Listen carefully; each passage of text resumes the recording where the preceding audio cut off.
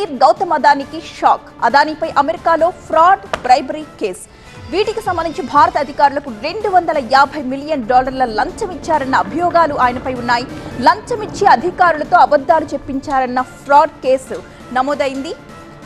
గౌతమ్ అదానితో పాటు మేనల్లుడు సాగర్ అదాని మరో 6గురిపై కూడా కేసు నమోదు చేశారు. గ్రీన్ ఎనర్జీకి చెందిన 2 ప్రతినిధులపైన అభియోగాలు ఉన్నాయి.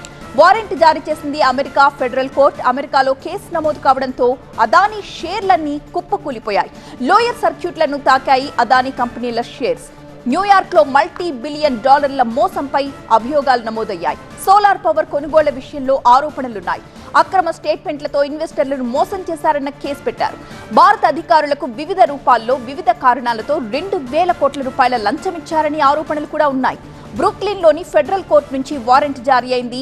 కాంట్రాక్టులను దక్కించుకోవడానికి భారత అధికారులకు లంచమిచ్చిన సంగతిని దాచిపెట్టేసి అమెరికా, విదేశీ ఇన్వెస్టర్ల నుంచి $1,000 కోట్ల సంపదను ఆకర్షించినట్టుగా గౌతమ్ అదానీపై అభియోగాలు నమోదయ్యాయి.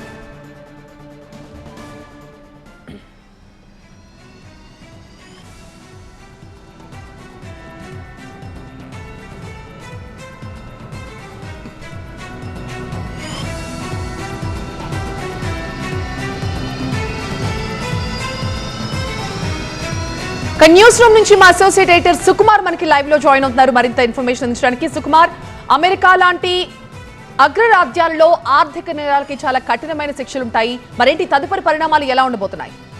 అమెరికాలో అక్కడున్న ఇన్వెస్టర్స్ దగ్గర నుండి పెట్టుబడులు ఆకర్షించి ఆ పెట్టుబడుల్లో కొంత అంటే దాదాపు 2,026 కోట్ల రూపాయలని భారతదేశంలో ఉన్న అధికారులకి లంచంగా ఇచ్చారు అనేది ప్రధానంగా మనకి అదాని మీద వచ్చిన అభియోగం. ఈ అభియోగంలో చాలా క్లియర్గా వాళ్ళు టెలిఫోన్ కాన్వర్జేషన్స్ కావచ్చు, వీళ్ళు ప్రజెంటేషన్స్ ఇచ్చిన ఎక్సెల్ షీట్స్, అదేవిధంగా పవర్ పాయింట్ ప్రజెంటేషన్స్ కావచ్చు, దానితో పాటు కొన్ని ఇమేజెస్ అంటే ఏ అధికారికి ఎంతెంత ఇచ్చారో అనే ఫోటోగ్రాఫ్స్ కూడా వాళ్ళ డిజిటల్ ఎవిడెన్స్ని కూడా మనకి అమెరికా ప్రభుత్వం తీసుకున్నట్టుగా చాలా స్పష్టంగా తెలుస్తుంది. దీని మీదనే ఛార్జెస్ వేసి ఆల్మోస్ట్ అంటే ఇది సెక్యూరిటీ ఎక్స్చేంజ్ కమిషన్ ఒకవైపు, FBI ఒకవైపు, అదేవిధంగా జ్యుడిషియల్ సిస్టమ్, ఈ 3 కూడా కలిసికట్టుగా ఈ నిర్ణయాన్ని తీసుకున్నట్టుగా మనకి వస్తున్న రిపోర్ట్స్ ప్రకారం తెలుస్తుంది. ముఖ్యంగా దాదాపు $20 మిలియన్ గ్రీన్ బాండ్స్ ఏదైతే అక్కడ రేస్ చేశారో అప్పుడే అక్కడ అమెరికన్ సెక్యూరిటీ ఎక్స్చేంజ్ కమిషన్ కూడా ఇక్కడ చాలా క్లియర్గా ఎలా రేస్ చేశారు, ఎవరు వీళ్ళు, ఏ దేశం నుంచి వచ్చారనే పూర్తి వివరాలు వాళ్ళు తీసుకునే సమయంలో దీనికి సంబంధించి ఏదైతే ల్యాప్సెస్ ఉన్నాయో అంటే ఇటు లంచాలు ఇవ్వడం కావచ్చు, ఇవన్నీ ఆ ఇన్ఫర్మేషన్ కూడా అక్కడ FBIకి చేరడం, FBI దాన్ని సెక్యూరిటీ ఎక్స్చేంజ్ కమిషన్కి అప్పచెప్పడం, సెక్యూరిటీ కమిషన్ ఎక్స్చేంజ్ కోర్టుకు వెళ్ళడం, ఇవన్నీ కూడా చకచక జరిగినట్టుగా మనకు అర్థం చేసుకోవాలి. అందువల్లనే డిఫెండెంట్స్ దాదాపు 7 మందిని ఈ కేసులో కీలకంగా, మొదటి పేరు గౌతమ్ అదాని పేరు, అదేవిధంగా సాగర్ అదాని ఎవరైతే గౌతమ్ అదాని మేనల్లుడు ఉన్నాడో సాగర్ అదానిని కూడా ఈ కేసులోకి వాళ్ళు యాడ్ చేయడం జరిగింది. ముఖ్యంగా బ్రైబరీ అనేది చాలా పెద్ద క్రైమ్, అంటే అమెరికా దేశంలో బ్రైబరీ అనేది చాలా పెద్ద క్రైమ్ కాబట్టి అక్కడున్న ఇన్వెస్టర్స్ని మనకి అంటే ఏదైతే పెట్టుబడులు రేస్ చేశారో వాటినన్నింటినీ కూడా లూట్ చేసి ఇటు వెనక్కి మళ్ళీ ఇండియాలో ఉన్న ఆఫీసర్స్కి అందరికి కూడా లంచాలు ఇచ్చారని చెప్పడం జరుగుతుంది. మరో ఆసక్తికరమైన విషయం ఏంటంటే ట్రంప్ గెలవగానే గౌతమ్ అదాని ఒక ట్వీట్ చేశారు. అంటే దాదాపు $10 బిలియన్ పెట్టుబడిని $10 మిలియన్ పెట్టుబడిని అమెరికాలో గ్రీన్ ఎనర్జీలో ఇన్వెస్ట్ చేస్తానని చెప్పి కంగ్రాచులేషన్స్ చెప్తూ ట్రంప్కి చెప్పడం కూడా జరిగింది. ఇంకొక విషయం ఏంటంటే దాదాపు ఎలక్షన్ క్యాంపెయిన్లో కూడా ట్రంప్ కంటిన్యూస్గా గ్రీన్ ఎనర్జీకి సంబంధించి చాలా ప్రకటనలు చేస్తూ వచ్చారు. దీనివల్ల ఇప్పుడు ప్రతి ఒక్కరు కూడా గౌతమ్ అదాని మీద బుక్ అయిన కేసుని చాలా కీలకంగా చూస్తున్న పరిస్థితి మనకు అమెరికాలో కనిపిస్తుంది.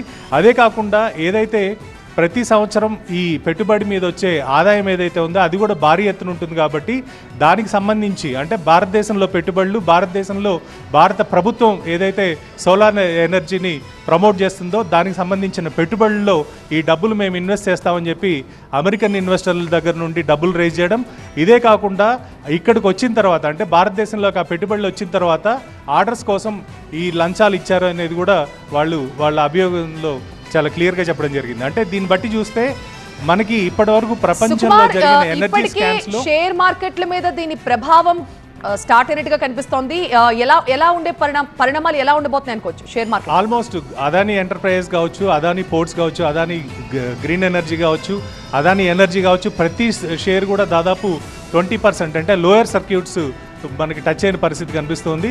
కొన్ని షేర్లు అయితే 10%, కొన్ని షేర్లు అయితే 20%. ఏవైతే సర్క్యూట్ లెవెల్స్ ఉన్నాయో అక్కడ విపరీతమైన సెల్లింగ్ ప్రెషర్ వస్తుంది. గతంలో కూడా మనకి హిడెన్స్బర్గ్ రిపోర్ట్ వచ్చినప్పుడు కూడా ఇదే పరిస్థితి అదానీ షేర్లన్నీ కూడా ఎదుర్కోవడం జరిగింది. ప్రస్తుతం అంతకన్నా ఎక్కువ భారీ ఎత్తున, అంటే అప్పుడు 2-3 కంపెనీలు మాత్రమే ప్రస్తావించినప్పటికీ కూడా ప్రస్తుతం మెయిన్గా చైర్మనే దీంట్లో ఇన్వాల్వ్ అయి ఉన్నారని చెప్పి ఎప్పుడైతే అమెరికా కోర్టు చాలా స్పష్టంగా రిపోర్ట్ని వాళ్ళని ఎఫ్బిఐని ఇమ్మీడియట్గా చర్యలు తీసుకోమని చెప్పి రికమెండ్ చేసిందో, దీనివల్ల ఆల్మోస్ట్ అన్ని షేర్లు, అదానీ గ్రూప్లో ఉన్న అన్ని షేర్లు కూడా లోయర్ సర్క్యూట్ టచ్ అయిన పరిస్థితి మనం చూడొచ్చు.